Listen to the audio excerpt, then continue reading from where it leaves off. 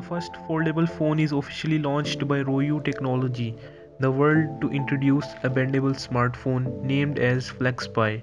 In an expanded state, the phone offers a large 7.8-inch display.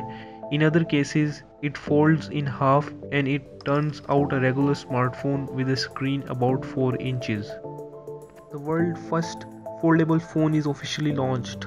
As far as durability is concerned, according to manufacturer, the device is guaranteed to withstand more than 200,000 bends. The gadget is running firmware WaterOS based on the Android operating system.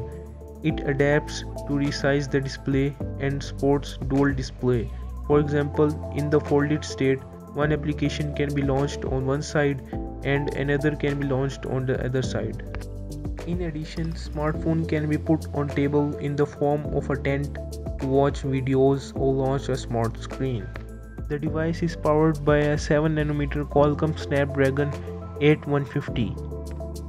The base configuration has 6GB of RAM and 120GB of storage, but another options include 8GB and 256GB of storage, and 8GB of RAM and 512GB of storage. A proprietary raw charge, fast charging tech is supported.